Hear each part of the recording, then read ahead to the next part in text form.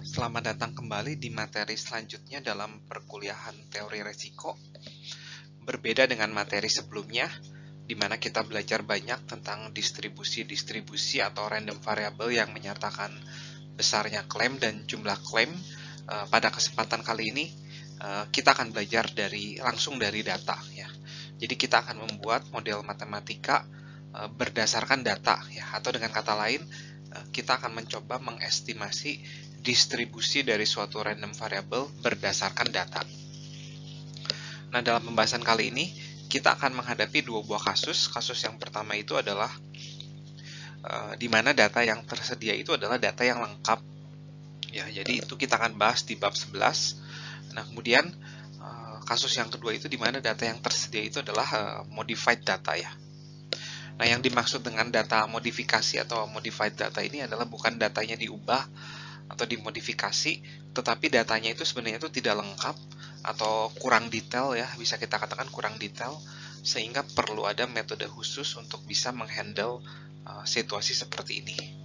Nah, jadi di sini kita akan belajar bagaimana mengestimasi distribusi dari random variable, entah random variable itu menyatakan besarnya klaim atau jumlah klaim, atau nanti ada satu lagi yaitu adalah kapan terjadinya klaim, itu waktu kapan terjadinya klaim. Dan berikut ini saya menyajikan dua buah definisi. Nah, definisi yang pertama itu adalah disebut dengan data dependent distribution, sementara definisi yang kedua itu adalah parametric distribution.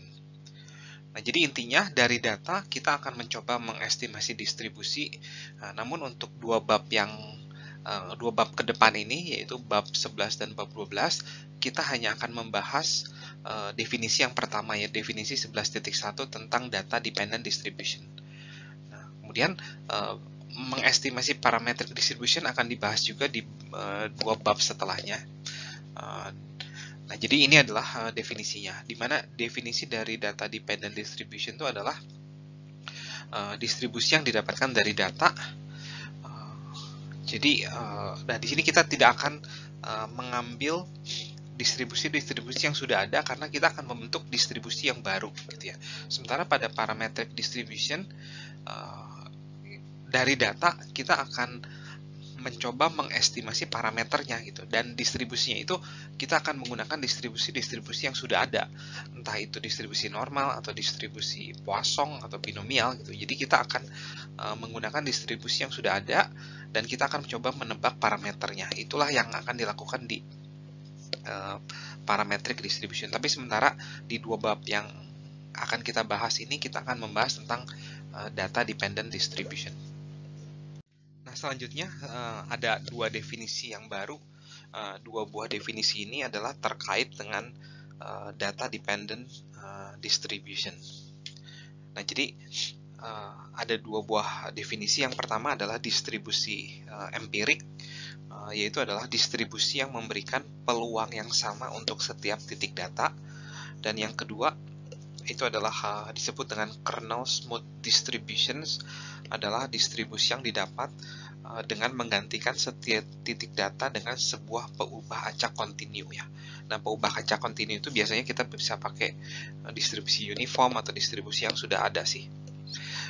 Nah, jadi setiap titik data akan digantikan, ini discrete, ya, digantikan dengan sebuah peubah acak kontinu, ya, sehingga kita bisa mendapatkan peubah acak kontinu yang piecewise untuk setiap titik data yang discrete. Namun kita akan bahas lebih detail nanti, ya. Namun sekarang kita akan konsentrasi di distribusi empirik. Nah, selanjutnya kita akan belajar dari berbagai contoh data, ya, karena paling baik untuk belajar tentang bagaimana membentuk distribusi empirik adalah langsung praktek atau langsung dari data. Nah, berikut ini saya sajikan beberapa contoh. Tepatnya ada 4 contoh dataset, ya.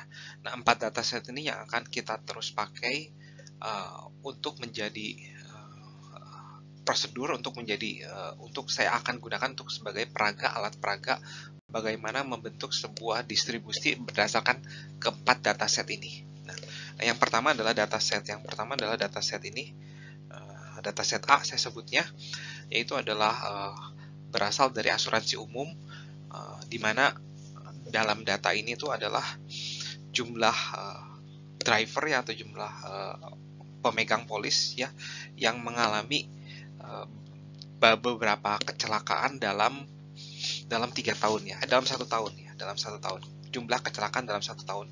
Jadi sebagai contoh ada 81.714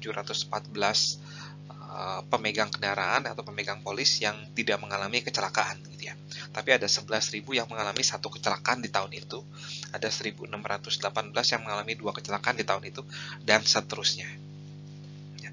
Kemudian di sini ada dataset B ya. Dataset B ini adalah data yang merepresentasikan jumlah yang harus dibayar oleh perusahaan asuransi kepada pemegang polis terkait asuransi kesehatannya ya, gitu ya. Jadi ini adalah loss dari perusahaan asuransi lah pada intinya. Jadi totalnya ini ada 20 data, jadi random doang ya. Jadi diambil random sampel sebanyak 20 data. Nah, misalkan data sampel pertama, si perusahaan asuransi harus bayar ke suatu pemegang polis $27, $82, dan seterusnya sampai sampel ke-20 di mana si perusahaan asuransi menderita kerugian atau dia harus membayar ke pemegang polis sebesar $15.743. Nah, ini dari 2 contoh dataset ini, dataset B itu merupakan dataset yang komplit ya. Nah, kalau ini modified ya, ini tidak komplit ya. Ya, kenapa dibilang tidak komplit ya? Karena untuk yang bagian sini nih, dia ini tidak komplit ya. Jadi seolah-olah termodifikasi ya. Gitu. Jadi karena untuk 7 driver ini, 7 pemegang polis ini, kita tidak tahu jumlah accident yang mereka alami itu berapa. Yang jelas lebih besar sama dengan 5, tapi bisa aja 5, 6, 7, kita tidak tahu ya. Tapi dirangkum menjadi seperti ini ya. Jadi 7 pemegang polis ini mengalami lebih besar atau sama dengan 5 accident di tahun tersebut. Nah, selanjutnya kita akan membahas 2 dataset berikutnya. Selanjutnya ada dataset yang ketiga ya. Di sini dinamakan dataset C. Nah, dataset C ini adalah dataset yang bukan individual ya, tapi ini dataset kelompok atau grup ya, grup data ya. Bukan individual data, tapi grup data ya. Di sini dataset C ini merupakan pembayaran dari perusahaan asuransi kepada beberapa pemegang polis. Nah, jadi karena ini adalah grup data, kita tidak punya data lengkap secara individunya. Nah, jadi kita hanya tahu bahwa ada 99 pemegang polis yang dibayar, dan setiap pembayarannya itu berada di antara 0 sampai 7.500. Dan kemudian ada 42 pemegang polis yang dibayar di tahun tersebut, tapi jumlah pembayarannya itu di antara 7.500 sampai 17.500. Nah, di sini saya tidak meninjau berapa kali mereka dibayarnya, tapi kita hanya meninjau totalnya ya. Nah, jadi sebagai contoh ada 3 pemegang polis nih, ada 3 pembayaran, ada 3 pembayaran. Jadi bukan pemegang polis, tapi pembayaran, jumlah pembayarannya ya. Ada 3 pembayaran yang setiap pembayarannya itu di atas 300.000 ya. Nah, jadi ini contoh dataset yang selain itu adalah grup data, tapi modified juga ya. Nah, selanjutnya kita akan membahas dataset yang keempat, dataset D, di mana dataset D itu bukan lagi tentang jumlah pembayaran atau besarnya pembayaran, tetapi terkait dengan kapan waktu meninggalnya. Jadi random variable yang menyatakan kapan seseorang itu meninggal. Nah, berikut adalah dataset D ya. Dataset D ini terbagi 2 ya, ada dataset D1 dengan dataset D2. Nanti akan saya jelaskan dataset D2 itu seperti apa. Nah, dataset D1 ataupun D2 itu adalah sebuah data yang biasanya dipakai di matematika asuransi jiwa ya. Jadi bukan terkait dengan asuransi umum, tapi terkait dengan asuransi jiwa, karena kita ini ingin memodelkan kapan seseorang itu akan meninggal ya, waktu kematian ya. Jadi, nah di sini kita sebagai peneliti ya, kita mengamati 30 orang ya, atau 30 polis, dan pada setiap 30 itu kita amati gitu, kapan mereka meninggalnya ya, kapan apakah mereka masih hidup ya. Nah, jadi yang kita amati itu mereka dalam 5 tahun ya. Jadi dalam periode 5 tahun dan ada 30 polis yang diamati. Nah, sebagai contoh untuk polis pertama, dia mulai dari diamatin di waktu 0, tapi ternyata di waktu 0,1 dia keluar dari asuransi tersebut. Jadi kita sudah tidak amati lagi. Nah, kemudian polis yang kedua, dia kita amati ya mulai dari 0, ternyata dia meninggal setelah di 4,8 tahun, tapi sayangnya dia di 0,5 dia sudah keluar dari polis itu. Jadi kita biasanya nggak tinjau nih. Nah, kemudian polis keempat lah, kita langsung polis keempat, dia meninggal di sini nih gitu ya. Tapi ternyata dia masih tetap bayar, dan dia meninggalkan polis tersebut di 3,9 ya. Nah, selanjutnya sampai polis ke 13 nih mungkin ya. Di polis ke 13 ini setelah meninggal dia tidak bayar lagi. Jadi kita tidak peduli time of surrender-nya itu kapan. Nah, kemudian di polis yang ini ada 19 sampai 30 polis ya, berarti ada 12 polis. Dia dari 0 sampai 5 itu dalam 5 tahun itu dia tidak surrender atau tidak meninggalkan asuransinya, tetap pada kontraknya, dan mereka juga tidak meninggal ya. Jadi mereka survive sampai 5 tahun.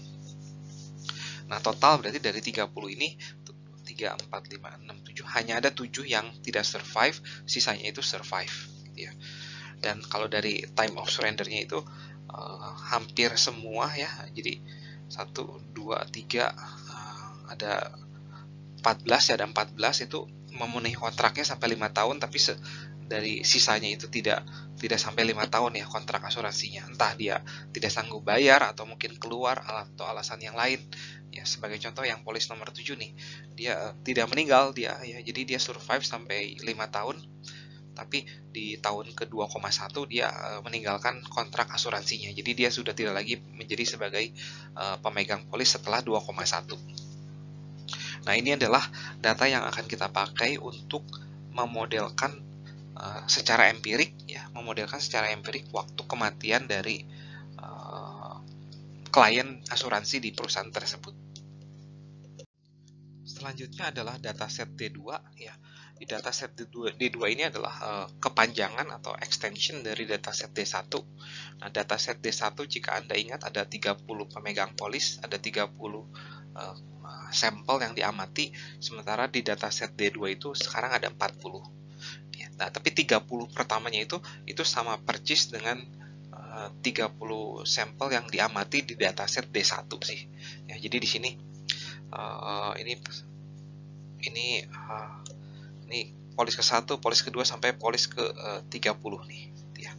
Dan di sini terlihat bahwa nih polis pertama ya last observe-nya itu 0,1, dan dia eventnya itu S, eventnya itu ada 3 di sini ya. S itu artinya surrender, atau dengan kata lain si klien tersebut, si pemegang polis tersebut tuh keluar dari perusahaan asuransi. Nah, kemudian event yang berikut itu adalah D, yaitu adalah death. Artinya si klien tersebut tuh meninggal di waktu tersebut ya. Sebagai contoh polis keempat ya, di sini di 0,8 dia meninggal tuh. Dan yang event yang ketiga berikutnya itu adalah E, yaitu atau dengan kata expired ya. Expired itu artinya dalam 5 tahun itu atau setelah 5 tahun pengamatan, si klien itu tidak meninggal, dia survive, tapi kontraknya kan sudah habis ya, berarti dia expired ya. Nah, sebagai contoh yang polis ke 31 nih, nah dia masuk dari perusahaan asuransi bukan di waktu 0, tapi dia masuknya di waktu 0,3 setelah 0,3 tahun, tapi kemudian dia survive sampai 5 tahun, makanya statusnya expired. Nah, jadi total ada 3 event yang diamati, dan kemudian yang diamati juga adalah kapan mulai diobservasi ya, dan kapan terakhir diobservasi gitu ya.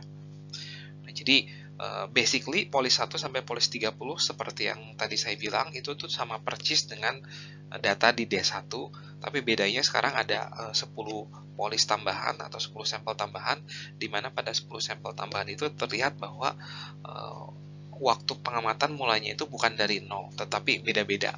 Ada yang mulainya dari 0,3, bahkan ada yang mulainya dari waktu ke 3,9 sampai 5 tahun. Berarti tahun pengamatannya dia tuh cuman 1,1 tahun ya. Nah, berikut adalah datanya ya. Jadi data ini akan kita pakai untuk memodelkan, lagi-lagi untuk memodelkan waktu kematian dari seseorang ya. Biasanya model ini atau distribusi ini akan dipakai untuk menjadi basis dalam perhitungan premi ya tentunya. Nah, 4 data ini akan kita sering pakai ya, dataset 1, dataset A, B, C, D gitu ya. Nah, sekarang kita akan masuk ke dalam materi yang pertama, yaitu adalah bagaimana memodelkan distribusi empirik pada data lengkap yang individual.